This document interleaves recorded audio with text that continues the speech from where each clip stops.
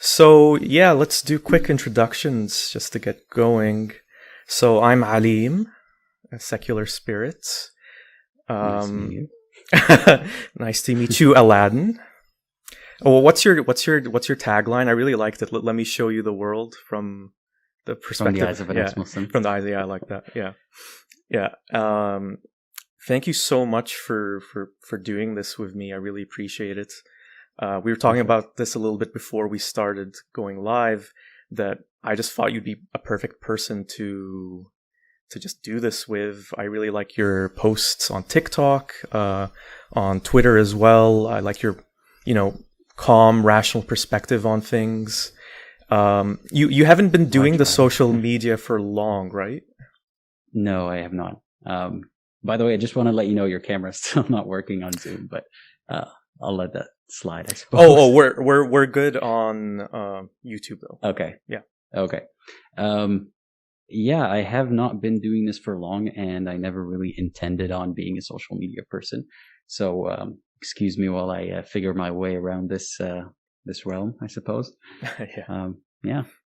I think the moment I realized where we might be kindred spirits actually was, I think it was right after the day after the Super Bowl, and that the meme of the weekend, the musician just wandering around in that room of mirrors or whatever it Right. was, and I posted some joke about it that that's like what Muslims look like when they're trying to find good evidence for Allah, and I think you posted right after that. Damn, I was just gonna do that, and I knew. Yeah, yeah, Yeah, kindred I get a spirits. little jealous when someone thinks of my meme idea and they steal it. But I mean, not steal it, but you get what I mean. I know. Yeah. Got there first. Yes. Yeah. Yeah. So I was wondering if you could start us off by, I guess, just telling me what your life as a Muslim was like. I assume you were born Muslim. Yes, yes, I was. So yeah, Um, yeah. Just tell me, what kind of believer were you? What would you classify yourself as? Very traditional, maybe more casual, relaxed. no, I was a pious believer, or if that's what you want to call it. Um, I grew up in the Middle East, particularly Saudi Arabia. That's where I spent most of my time there. Um, and I grew up in a family where religion was taken seriously. It wasn't one of those families of, as people would call it, extremism, where no music was allowed, no movies, that kind of thing. But at the same time, it wasn't a cultural Islam type of family. Um, so everything was observed the way that they believed Allah intended. Um, I was pretty enthusiastic about religion. Like I grew up um, with a lot of interest in this stuff because I was generally curious about a lot of things, and especially as a child, what is not to like about stories of like mythical tales and heroes and entertaining stories like that. Like that is one angle that I looked at it from as a child. Um, so then, growing up, I was taught Quran. My parents thought it was important to teach me religion, so I was taught Quran by a teacher who would come over, once or twice a week to help me memorize and read Quran the way, like the way that sheikhs would with tilawa. With Yeah. tajweed. Um, and we used to go over like some of these meanings that he would explain to me the verses that we're reading, because obviously though I understand Arabic, a lot of this stuff doesn't mean anything without any context. It's just kind of like strung together different parts of different stories, and he would give me a bit of background about that. I grew up like liking this stuff. I was always enthusiastic about when we went for Umrah. I've been like, this is not a flex, but I've been for Umrah more times than I can count even. Um, and I just always wanted to ask more. So that's just a little bit about my background, like growing up with Islam. Okay. Yeah. Thank you for sharing. Mhm. For me, I was born Muslim as well. I come from a Palestinian family. I grew up for the most part in the UAE, which I would say, if you had to categorize it, is kind of in the middle in terms of how religious the country is. It's not as serious as Saudi Arabia or any of those other, very, very Islamic countries, but it has hints of it, but it also tries to be a bit more liberal to encourage the tourists to come along and not be terrified. And so that's pretty much what my Islamic upbringing was. I went to school in the UAE, and we'd have a special class where we'd be taught religion, Islamic education. They taught us all the, standard things, tajweed and tilawah, as you mentioned, and we'd have to memorize the Quran and the Hadith. And that's really where I was taught Islam. So at home, my parents were very casual believers, or so I thought, but I'm going to get into that in a second. And so they didn't really teach me anything. Like a story that I mentioned just in my Leaving Islam account was the day came when we had to pray in school or something. Like it was just like a special occasion. There was a mosque in the school. We usually didn't pray there unless you wanted to, but this was a mandatory thing. And I think I was 7 or 8, and I realized I have no idea how to pray. And, following the proper steps and rules and all that. And I went to my parents and I asked them, can you teach me how do you do it? And they just didn't know. They had no idea either. And so I remember being stunned by that and thinking, oh my God, my parents are sinners. And I eventually managed to figure it out from just I have a younger brother. I just took one of his books that actually had step-by-step instructions, and I taught myself overnight. And I just wanted to learn enough where I could just pass and not, be exposed and embarrassed as not even knowing how to pray when you're 7 or 8. So prayer wasn't really a big thing for us. Going to the mosque, never really. So we really were on the very casual end of being Muslims. And I later found out, after I left Islam, this is kind of skipping ahead, but my parents were actually not Muslim. They were just pretending. Okay. Yeah. That's a plot twist I did not see. I know, right? So there's quite a few pretty religious people in my extended family, but my parents, for their own reasons, some of which were similar to mine, which I'll get into later as well, they just stopped believing. But they didn't want to sway me or my brother into that direction. They wanted us to just learn Islam because they thought it was important that I learn it as part of my heritage and culture, to learn it and then to make the decision for myself. And what ended up happening was I progressively became more religious the older I got, 13, 14, and where I did start praying on my own. And I would go to the mosque, and I secretly harbored these beliefs that my parents were just these big sinners, and I'd I guess reprimand them for it. and yeah, so I retained this religion on my own. And then I guess you could say I became like an intermediate believer. And yeah, so the next thing I wanted to ask you was, what was your perception of leaving Islam at that point when you were still, a believer? Like, did you know of ex-Muslims? Was that a word that was even known to you? Well, that's a very good question. Sometimes it takes me a while to try to remember what it was like at that time, because that concept was so foreign to me that someone would leave Islam. The word ex-Muslim didn't even come like on my radar till very, very recently. I presume that nobody really leaves Islam except the bad people, because the few examples that I've remotely heard of, like none of them were really friends or anything, but it would be family, friends, or relatives. And I would be told this story about how, this person, he left the country for work, and then, he found a white girl, and then he settled with her. And then okay.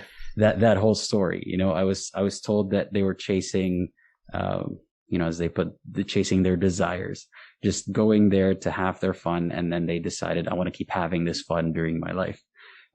So that was my perception of people who leave religion, or that they were unaware of what Islam actually is, and they were just falling for all this propaganda about Islam. So it wasn't really a viable option in my head that someone would know Islam and leave Islam if they're a good person, if that makes sense. Yeah, no, it totally makes sense. For me, ex-Muslim wasn't in my vocabulary. I didn't know any ex-Muslims. It's hard to explain now, but back then it didn't even occur to me that people in the modern day who were Muslim would leave. It just didn't occur to me. I knew that the punishment for apostasy was death. I mean, it was in what we were being taught in the Quran, and there were stories of people leaving Islam and faking being Muslim, during the time of Muhammad. But I didn't make the connection that could be something that happened today. It was really a feeling of I'm part of this special club, I guess, by the grace of God, and this is it. This is life. This is what life is. So it was never even a concept that there was a life outside of it. Well, I felt similarly, but I didn't even know to the extent of like that the apostasy laws weren't really on my radar, to so to speak. Because in the Quran itself, it doesn't explicitly say if you leave Islam, you should be killed. No. There's a lot of implications in there,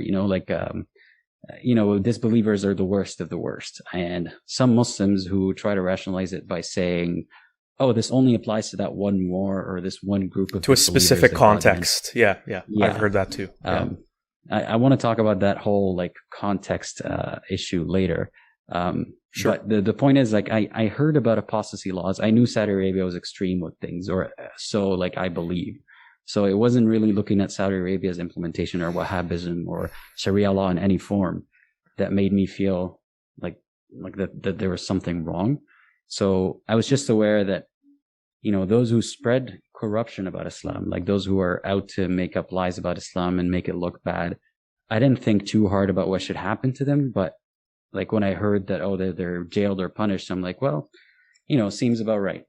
That's what you get for kind of rioting or whatever. Yeah. So yeah, that's how I felt about it at the time. I wasn't aware, again, that someone could leave Islam. Yeah. That was not an option in my head. It's almost like this thing where, if I had to just think of another way of putting it, is when you're not Muslim or you're going against Islam, it's almost like you're going against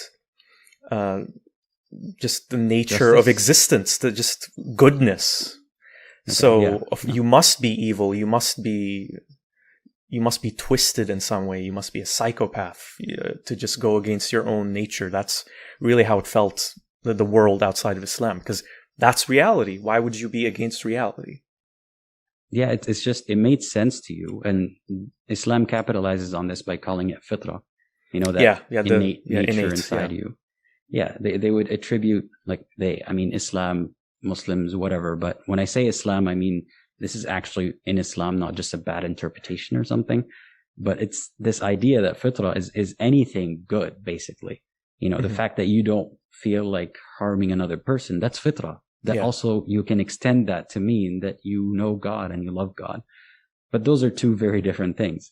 But it always felt like the default was Islam, right? Yeah.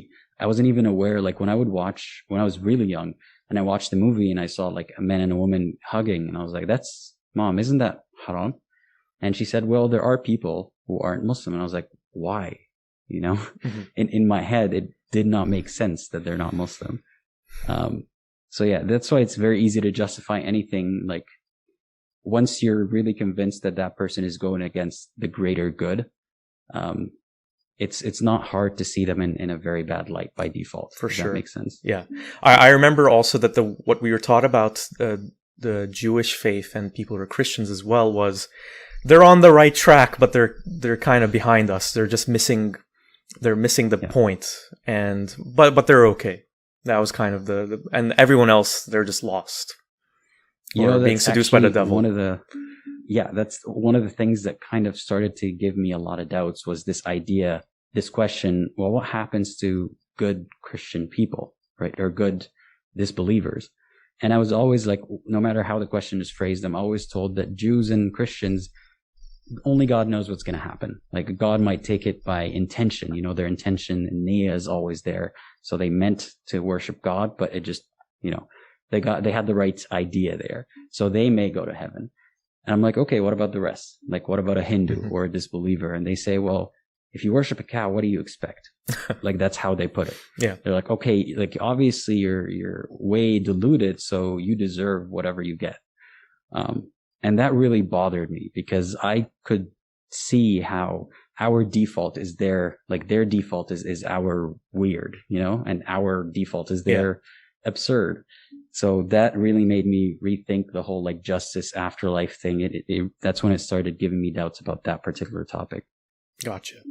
Yeah, I mean, with Christians and other people like that, my parents' attitude was, again, they're kind of lying as they're telling me this, but that's God is the ultimate good, and if you are a good person, whether you're a Muslim or not, God will see in your inner core that you're good, and of course you're going to go to heaven. So that's kind of how they rationalized it, if that makes sense to me. And I've heard that rationalization from other Muslims in my family and on social media and elsewhere. I was wondering if you ever heard that as well. I have, but more like I only see this on the more cultural Muslim, liberal Muslim side. Yeah, it's the reformed Muslim view, I would say. I wouldn't even call it reformed, to be honest, because there's no solid basis for this kind of reform yet, though there's a lot of attempts. Yeah, I mean, that's just the way I would phrase it. I feel like they're trying for reform, or they're just trying to dilute it to what makes sense to them. But I've always heard that, that's just the final answer to get away of the question about hell and heaven. But Islam is pretty explicitly clear about what happens to disbelievers and polytheists. Oh yeah, repetition is definitely the Quran's method of hammering in those lessons. Yeah. Yeah. So you mentioned one of your doubts. That's kind of what I wanted to ask you as well, was why did this doubt start happening? Like, I'm sure it wasn't just one thing. So was it, but maybe it was a specific thing that started, the chain reaction.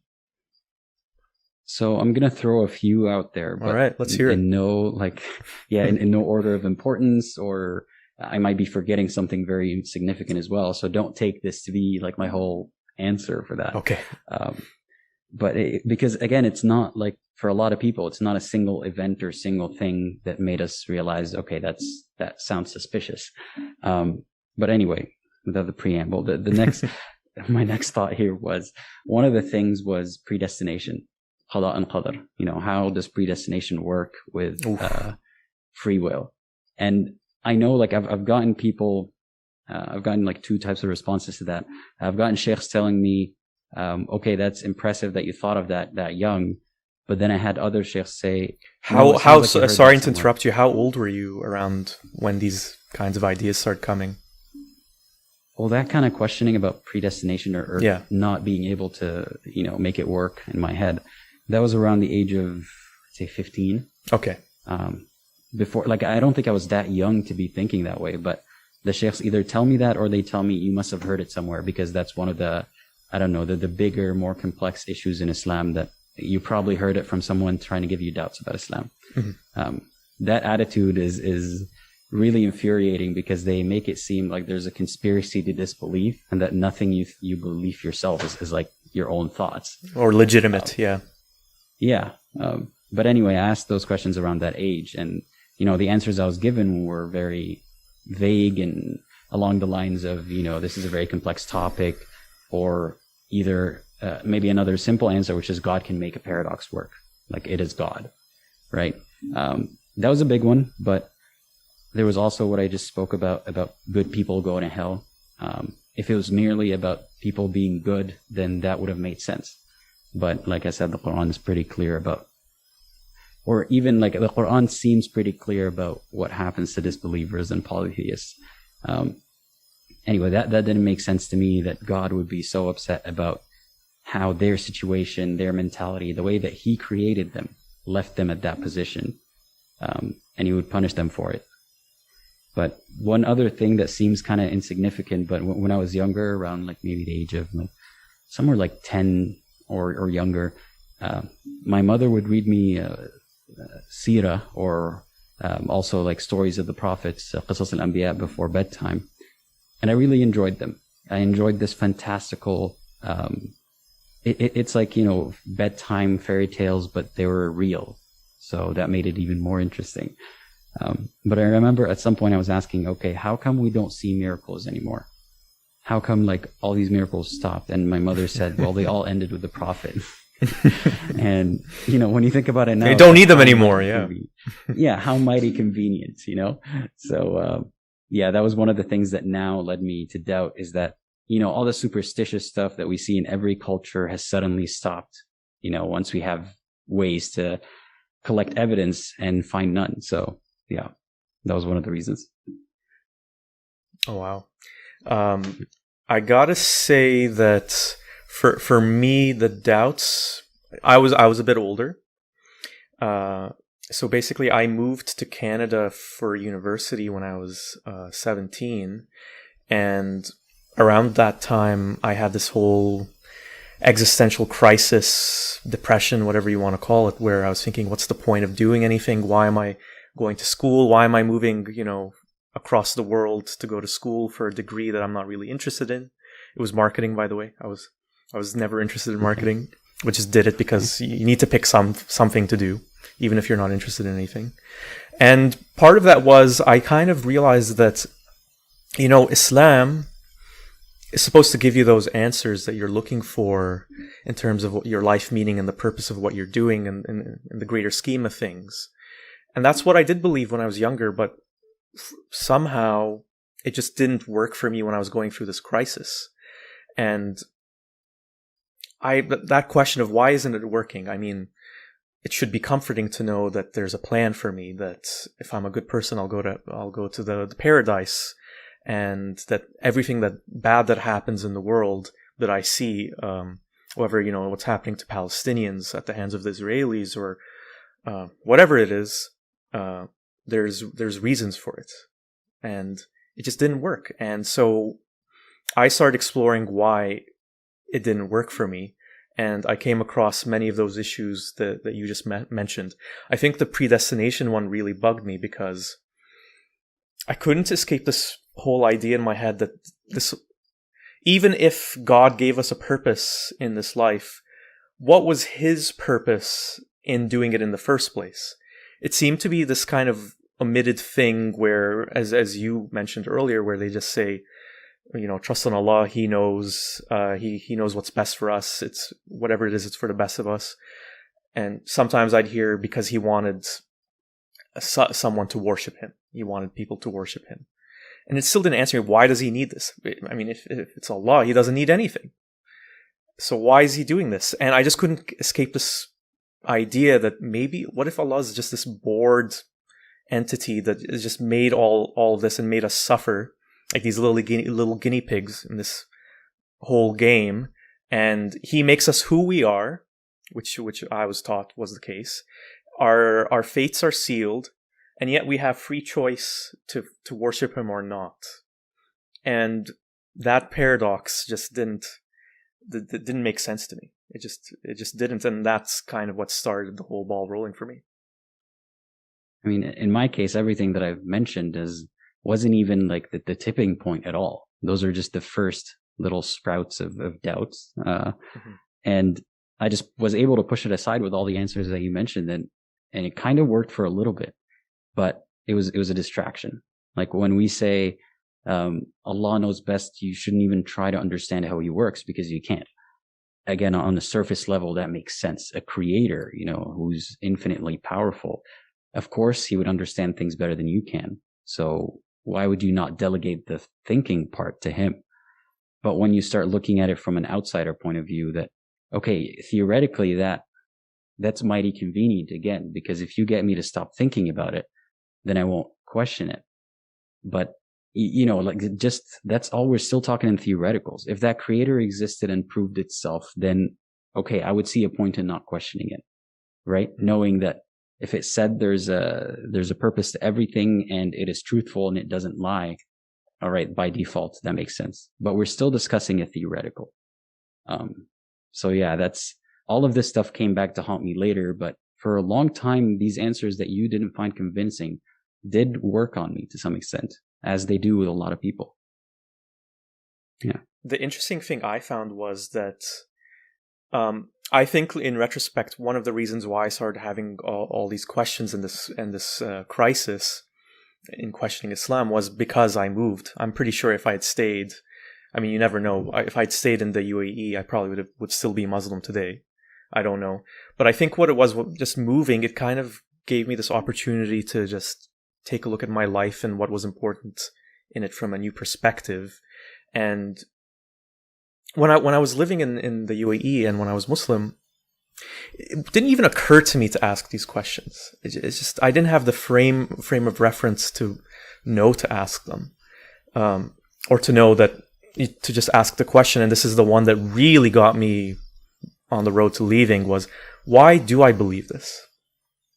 Because I think you're a bit younger than me, but I kind of had this realization that I'm going to university because my parents say that's what society says is best for you, not just your parents. I'm trying to get a business degree because you need to make money, and money is important because that's what society tells you. You need a job, and you need the job so you can afford to have a family. And I saw religion as kind of wrapped into this, where I saw that I believed because I was born to Muslim parents and I grew up in a Muslim society, so I was taught Islam. And I started thinking, like, why do I actually believe this? Like, what is the reason? And it was really upsetting at first to realize that, oh, it's because people have told me that there's miracles in the Quran, and because life makes sense if you look at it that way. Really, I think if you talk to the average Muslim, they won't really say much more than that, unfortunately. And that was what was enough for me as well. Yeah. So those questions just wouldn't go away, and that's ultimately why I left. I think I was around 18 when I finally just decided that's it. How about you? Well, it's funny. It's interesting that you mentioned like leaving was one of the accelerators that led you to doubt. I mean, in my case, I started having the doubts earlier, but I think the effect came from kind of the same source: exposure to the outside world. So, had I not been exposed to, the fact that other people just exist that aren't Muslim, for example, like if I was in an era or a place without access to internet, without access to TV, like just if I was born, I don't know, 30 years ago or something, it would have been even more of the default way of life to me. It would have made even less sense to not believe in this stuff. And either it would lead you to a point of madness because you're doubting and you're the only one who's doubting in your head, or it would lead you to like clinging on really hard because what other option do you see? So in my case, my doubts, like it was just realizing that it's okay to question these things because other good people have and do. But I wasn't aware of the extent of it. And it was only after I moved to a secular country, after a few years of living there and clinging on to my religion, that I realized again, exposure to people who I thought were arrogant or bad, like just to throw an example out there, like gay people, for example. I wasn't super homophobic, but I was like, the idea seemed icky to me. And I was thinking about it from the point of view of like, would I want to do this? No. So why would they? And then I was told that it's always because they're, this is their way that they want and they're arrogant about it and so on and so forth. Until I met some and I was like, okay, they're just normal people. Like I had no idea they were gay because it's just everything else about them is normal. They're not rebels. They're not, like it's none of this stuff that I was taught. So exposure to these other people and these other ideas definitely helped me realize that it's okay to explore my doubts. But unfortunately, a lot of Muslims see that as like, the West. You've been corrupted. You've been corrupted. Exactly. Oh yeah, we've both been corrupted. Yeah, for sure. Yeah. Sorry. I just wanted to interject with just like my own point of view of LGBTQ people was repulsion. I'm ashamed to say. Completely repulsed. I thought it was disgusting. I thought it was a sin. I'd make homophobic jokes. And that's one of the things I realized, afterwards, like, wait, why is being gay bad? And I realized I didn't have an answer. But yeah, please continue. Yeah, I think that's pretty much what I had to say. And I know that me bringing up the topic of LGBT and LGBT rights always, unfortunately, with the Muslim communities, always gets the finger pointed at you. Like, okay, are you sympathizing with gay people? Are you gay? Is that why you left religion? Because I've gone that too. Says, even if you're just sympathetic with, people who aren't you get accused of like siding with them. So yeah, I don't know how how a Muslim would think that this is a solid line of logic. The fact that, for example, I believe in Allah and hell. I believe fully that if one acts gay, whatever that means, they were going there. Why would I trade, the few years left of my life for eternity? Like if I was a sane person, my love for, the same gender wouldn't overpower my faith. Unless you're saying, only insane people apostatize, then are they really, in control of their life? Are they going to be punished for that kind of action? So it just didn't make sense to me that God would create those people and then would have an issue with it. Like God, the creator of the universe, who spent billions of years making this universe, only now cares about what one specific species does with their genitals. Doesn't make sense to me. So it's not just about advocating for gay people. It's fundamentally an issue for me that does not make sense that the creator of the universe would care about. So yeah, that's my view on that topic. So just in terms of when you decided to leave, or when you realized, oh, I'm no longer Muslim, like, how did it feel like in your head? Like, what was it like to go kind of through that realization? Was it just an instantaneous realization, or was it, just after some time you realized, oh, I don't believe anymore? It was definitely not instantaneous, and it was not painless. Like for years, I was sort of in denial of my doubts. The more in denial of my doubts I was, the more defensive I was about Islam. I wouldn't pick fights with anyone or anything, but I was always trying to defend Islam online, especially when whatever major negative PR event to Islam happened, like some kind of attack in one country or another. I was always on the defensive, saying that this is not what Islam is like. This is not what Muslims are like. And I still stand by some of that this is not particularly indicative of how all Muslims behave at all. Obviously, that no one's arguing that. But I was just really pushing hard this narrative that Islam is true, and I was trying to convince myself as well as other people. And eventually I just shelved it for a while. And it caused me so much confusion because I couldn't be happy living my life as a non-Muslim. And I wouldn't even consider it that in my head. I was just thinking in my head, you are so misled right now. But I was also like, but I can't believe. Till I eventually had to sit down. I got to a point in my life in my mid-20s that, my life was moving on in such a way that this confusion was not going to help me at all. And it was going to hurt me and other people long term. So I thought I better really figure this stuff out for myself. And I sat down and I really looked into my doubts, and I was doing it with the intention of saving my faith. I wanted to be proven wrong about my doubts. I wanted that comfort of knowing that, God's going to fix everything, and that everything's going to be okay. The purpose of life, why you're doing everything that you're doing. But the more I dug deep into Islam, the more I realized, like, these people are giving me like the answers to try to figure out, like, they're just trying to shut up the doubt. They're not trying to answer it, if that makes sense. It does. Yeah. Yeah. It's like throwing a bunch of different things at me and being like, well, whatever explanation you think makes sense, take that. And religion is about flexibility. But it's like the final word of God should be clearer than that, is what I thought. So that was what really started getting me out of Islam. And it was also not just like listening to a few sheikhs and deciding because these sheikhs misunderstand Islam that Islam is bad or anything.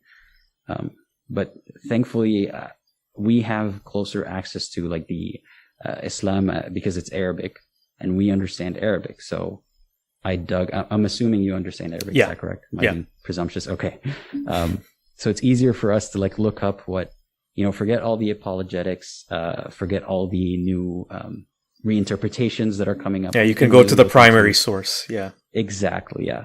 And finding these primary sources, and even then, like just asking what sheikhs thought of these, what the fatwas are around these hadith and the tafasirs of these verses, that's what really gave me confidence that I do not believe this stuff. And that's when I really attained that sense of peace in my beliefs. But that's just putting, summarizing the story. Of course, yeah. I mean, in the end, when I finally told my parents, "Oh, I don't believe anymore," I'd kind of sneak in the conversation, the topic of this doesn't make sense about Islam, or why would we have this attitude towards women, whatever the subject happened to be. And my parents seemed to be on the same page as me. And when we finally had the discussion over, I don't know how long, several months probably, of, that I'm no longer Muslim, they told me that they respected how I felt and they understood. My dad started talking about Islam in a very critical way. My mom not so much, but in a way in which she understood why people believe and the importance of having those kinds of ideas.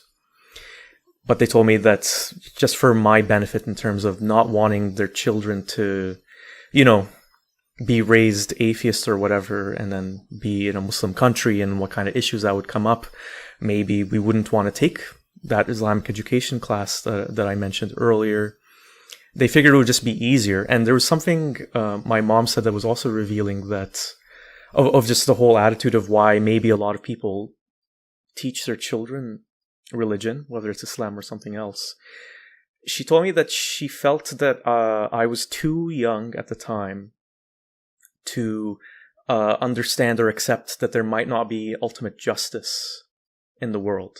Like, that would be almost too overwhelming. And I got it because when I did leave, it really did feel like a blanket had been torn away, Like, the foundation of your life is gone, where there's nothing guiding me in life. I mean, I'm open to there being something maybe, but until I'll have to reserve belief on that until I actually see some, evidence of it. So at that moment in my life, I felt there's no foundation. If something bad happens to me, if I get run over by a car, that's it. That's life. And if I don't get any success in life, or if I die alone, then that's also it. And it felt crushing. I felt like this insignificant speck in this big, great, wide universe. But I also had a realization that even though those feelings were so uncomfortable and upsetting, and I think they are for a lot of people, and it's one of the reasons why a lot of people are religious, if this is the truth, then I'd rather live my life living with the truth than have this kind of wishful thinking fantasy of what the meaning of existence is and everything behind it. And I suppose that's the attitude I carried from then on. And before I just turn over to you again, I think that what I found so compelling too was that I didn't grow up in a very strict fundamentalist family. I didn't have militant devout parents. And yet, because my parents decided to let me be taught religion in school, which I think a lot of parents would think, oh, that's a good thing because you get taught good values and all that. It actually gave me a lot of anxiety and a lot of suffering, like psychological suffering, in terms of being terrified of going to hell, of being terrified of, Judgment Day. Do you remember being taught the Judgment Day when you were a kid? Oh yeah, yeah. do It's like I. it's like a horror. It's like a horror story, except it's real and it's going to happen. I think I don't even know if this is correct or not, but one of the details that has always stuck with me is my Islamic education teacher, Ustaz Muhammad, if you're watching, who's actually very influential on me for my entire childhood. He said something along the lines of the Dajjal, I guess the Antichrist, would rise, but he would be disguised, and people would think he's actually Jesus coming back, Isa coming back, and all of his followers who are tricked by him, deceived by him, would go to hell with him. And that terrified me. I was like, what if I'm tricked as well? Like, well, I just want to believe the right thing. And it just felt so terrifying. And so even though I lost that comfort, it was so relieving to lose the baggage of the guilt and the fear that came with Islam for me as well.